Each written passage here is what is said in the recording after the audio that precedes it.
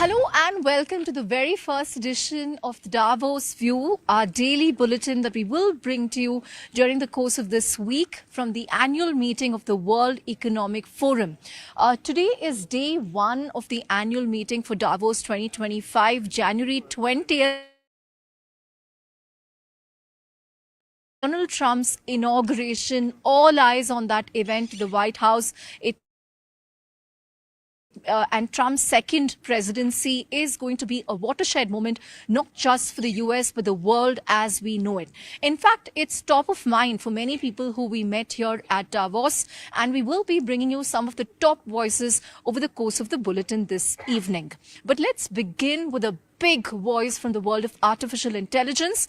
We caught up with Dr. Andrew Ng, who wears many hats, from deeplearning.ai to Coursera to AI Fund. He's one of the world's leading authorities on artificial intelligence. And we asked him about what he makes about the pace of job displacement because of AI agents and super agents. His overriding message is, learn to code if you want to protect your job, no matter which field you're in. He also said India should focus more on applications than LLMs because the cost of training LLMs gradually comes down over time. And he also is hopeful that Trump will be more positive for US tech. Let's listen in.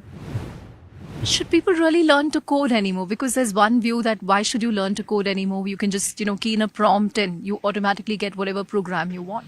So it turns out that, to get a little bit technical, writing English or some of the language prompts, it works a lot of the time, but not all the time. And so now and for, I think, quite a long time, people that know how to code will be able to get computers to do much more than people that don't understand at a deeper layer how the computers actually work. So for example, I know how to code reasonably well, but I code much less because I get the AI to write a lot of my code. But if I didn't know how to code, I would be able to do much less with computers. In fact, some of the studies seem to show that AI-assisted coding is giving a bigger boost to people that know how to code than people that don't know how to code. You've said before that India's AI opportunity lies at the application layer, but within India, there's a debate. Should we build LLMs? Should we focus on application? Are we letting go of the opportunity in building foundational models? Why do you think India should focus on applications? And what specific applications should India prioritize to maximize economic impact? So I think India should do both, but the very large majority of the focus should be on applications. So India has so many talented people, so many great companies. It has the resources to both train foundation models and build applications. But one interesting thing about foundation models is that the cost of training them falls rapidly over time. So models that were cutting edge, 2-3 years ago, now many research labs can train, and so the moats are not very strong. We'll see how it evolves, but that's true maybe right now. But almost by definition, the only way for the businesses training foundation models to kind of work out and do well is the application layer turns out to be even more valuable because we need the applications to generate even more revenue for them to be able to afford to pay the technology companies. So I think in India, I think that the nature of work is transforming. And this is not just software engineering, although that is transforming too. But maybe your reporter, Chandra, so on my team at deeplearning.ai, I have a journalist that just this week showed me his code on GitHub, his code that he wrote, to scrape websites, screen RSS feeds, and fact to him articles that he thought maybe we should take a look at covering. So I'm seeing people in all walks of life, journalists, marketers, recruiters, on and on and on, able to use computers to become much more powerful. And I think India, with very strong STEM education, a lot of tech penetration, lots of software services, so kind of a lot of IT services, is actually in a pretty good position to help many people in many different walks of life learn enough about computers to play a big role in this transformation of work. It's a big day today for the US because of, the inauguration of Trump in the White House. What impact will this have on AI going forward? Will it, take US to the forefront? Will there be more focus on semiconductor manufacturing in the US, creation of jobs? It's still too early to say. I know people have very strong feelings about the incoming president, but I think in Silicon Valley, the widespread feeling There's is a lot that of this will optimism. be more business friendly. I feel like parts of the outgoing administration felt like it was hostile to tech, even hostile to American tech companies, to a level that I've never seen before in my career. And so separately from many other issues, which are important issues, I feel like a more business friendly environment will allow more innovation, allow more things to flourish. Great. Moving on from an AI guru to an advertising guru, we're talking about Sir Martin Sorrell, the founder and executive chairman of S4 Capital. Now, Sir Martin Sorrell has always been a raging India bull, but we also got him to talk about the relevance of the World Economic Forum and globalization in an era of Trump, his take on Modi 3.0 and the consolidation underway in the global advertising industry because of AI. Let's listen in. When we met last year, Sir Martin Sorrell, you told us that you're a raging India bull. I remain a raging bull. I mean, listen, Borga Brenda has caught up with us. I think it was on your channel, so another Indian channel. He said India will account for 20% of worldwide growth. Right. The new China. And you also mentioned, this was before the Indian elections, Yeah. that Modi will be re-elected Yes. and that he will be good Modi for unders- India. So Modi that can prediction afford came true. Yeah, Modi's he back understands as prime branding. minister. He understands branding. He's a great ad man. What do you make of Modi's third term? Well, I think India is front and center. I mean, you have, we're talking about the forum here. Indian representation is very strong. You look at the inauguration, Indian representation is extremely strong too. So the Indian oligarchs, that's the fashionable phrase now, are extremely strong, not only in India, but increasingly abroad. And, India, the projections are that by 2050, India will be the third largest economy in the world. It's already the most populous economy in the world. Away from AI and advertising, time to get you an important voice on global health.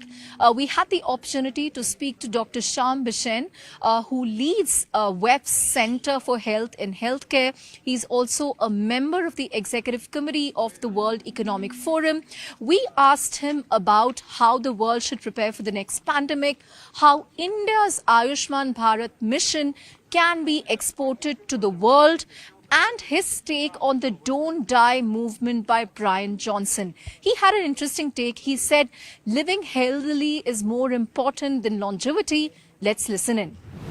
Unknown pathogen coming again in the future, and you see that this will increase as we see the impact of climate change, as we see more and more extreme weather events, global warming.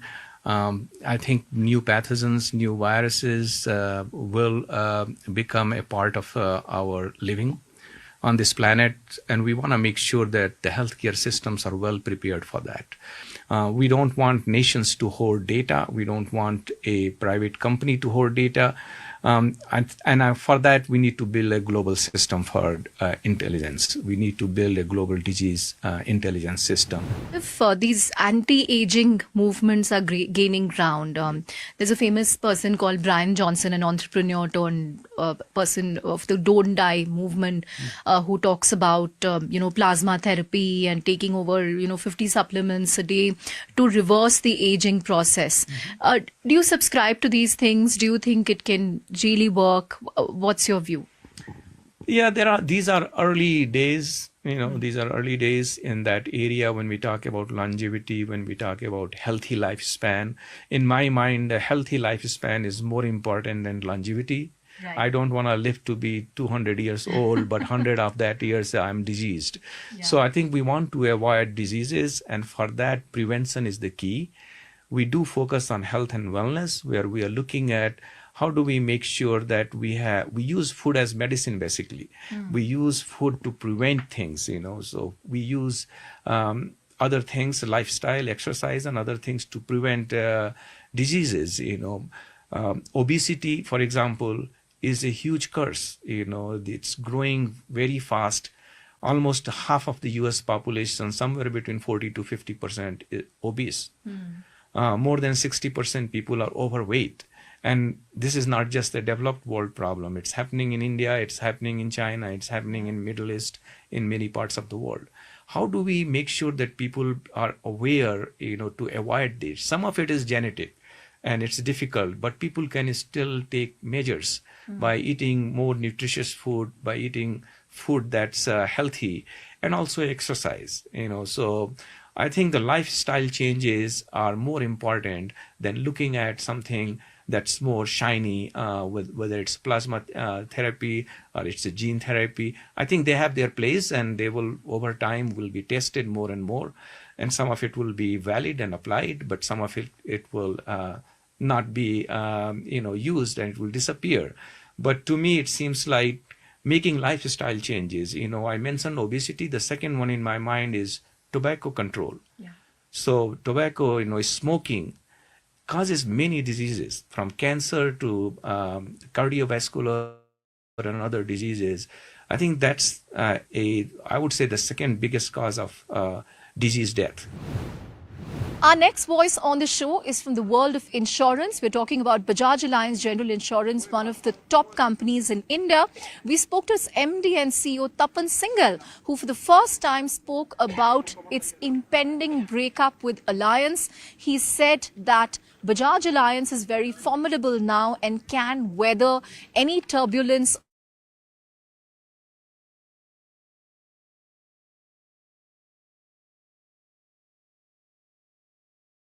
Okay, let's listen in. Tapan, one big milestone that people are looking forward to is the Bajaj Alliance parting of ways. And I think you all issued a statement in September, October that Alliance has expressed an intent. Moneycontrol did a story a few days ago that, this might happen as soon as March 2025, that the terms are being discussed, the contours are being discussed. How are you preparing for a post-Alliance world? And how will it affect your growth and milestones going forward? First, an interesting question, but the wrong person. It has to be addressed to the promoters. I've not seen anything come to the board on this perspective.